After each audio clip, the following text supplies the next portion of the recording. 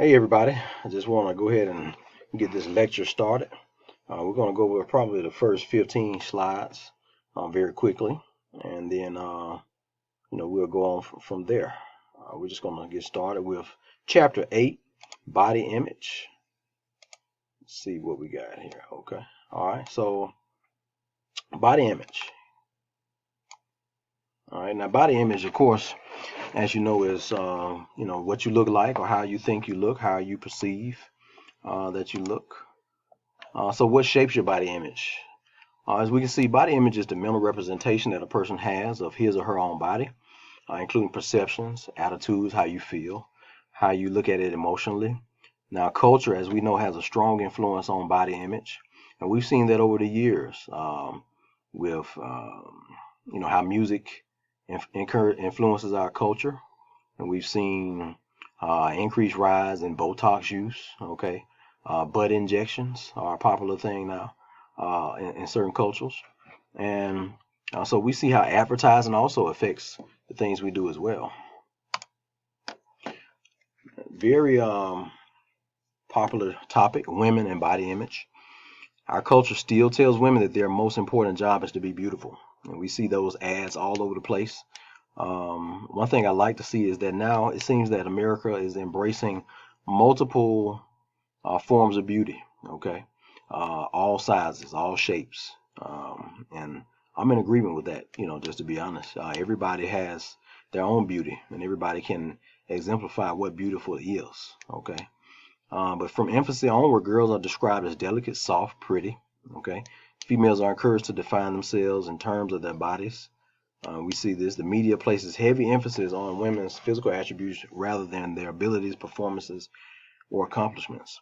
And that's just again, when we look at pop music, we look at advertisements, we look at Instagram. Social media is huge, and there's a huge emphasis on women's bodies in that area. And it's really interesting because some women they take a lot of pride in that.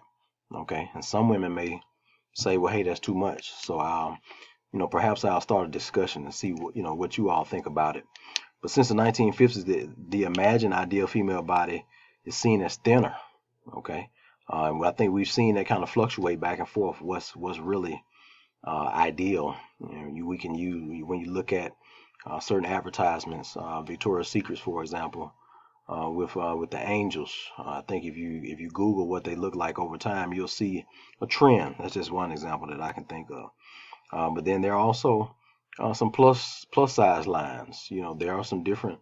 I see companies using, like I said, all different body types. Women experience high levels of dissatisfaction with their bodies. So as a married man, honestly, I've witnessed this. Through pregnancy, pre-pregnancy, post-pregnancy, just trying to stay fit. Just trying to do, just trying to figure out how she wants to look. So it's something that we have to be aware of. We have to be sensitive to, and just know that women go through these things. Okay. It just continues. Some women they do purging, self-induced vomiting, laxatives, diuretics, calorie restriction. A lot of ladies count their calories. This combination increases the risk for disordered eating behavior. So you may know someone who struggles with this, but a lot of women struggle with these eating disorders. Women in the body image. So puberty has a significant effect on the body image. Eating disorders are most likely to develop during adolescence. Body fat increases in healthy girls from 12% to 25% during puberty, which causes many girls to become concerned about their bodies. By the sixth grade, twice as many girls as boys consider themselves fat, even though they are not overweight by objective standards. And we'll keep going. Let's see, we're on slide 6. So men have issues too. Okay, male body image has been less affected by cultural expectations and the media than female body images. But I did see an article a while back with that talked about how some advertisements include bigger guys. Okay, and bigger guys spoke out about it. I think when I was young, the size was husky, but they are speaking out saying they were so glad to see men their size modeling underwear, okay, modeling these different types of clothes.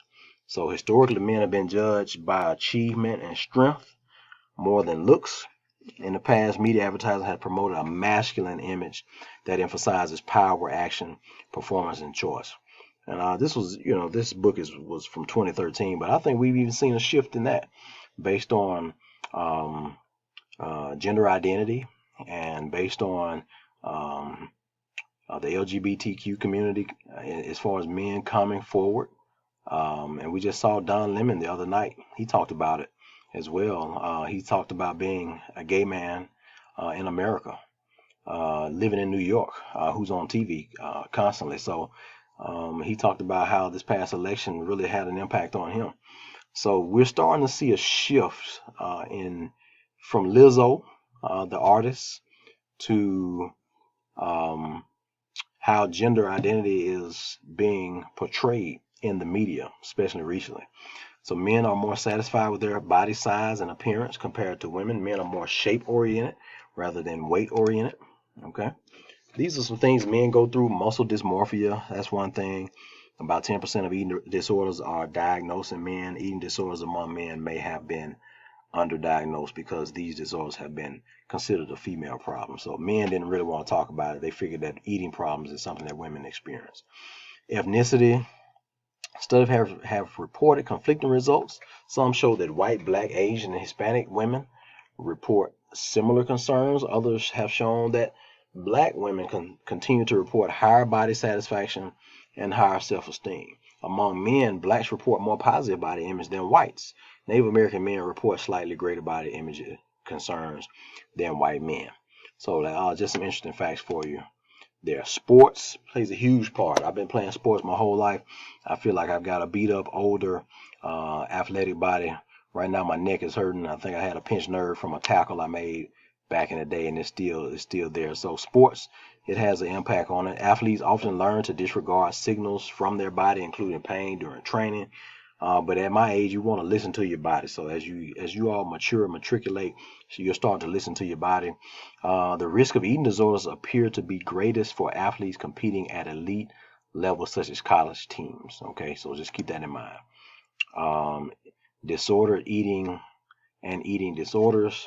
Restrictive diet, skipping meals, binge eating, purging, laxative may occur in response to emotional stress, upcoming athletic event, concern about personal appearance.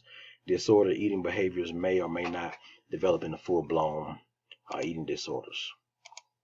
Contributing factors: social pressure. Remember we did the family tree. So family history of eating disorders, depression, substance abuse, anxiety, obsessive compulsive disorder, and obesity. Gender: female and are at greater risk than males. Gay and bisexual men at greater risk than heterosexual males. And a history of depression and anxiety. So we're going to look at these contributing factors, and then we'll conclude this video. Lack of coping skills, all right, new stress, those academic and job demands. I know I stress eat. I want to show me the chocolate. Bring on the chocolate, right? Social cultural pressure, media images. I mean, stuff is everywhere. Genetics. My grandfather says, don't let your genes overtake you. Trauma, thought patterns, and relationships.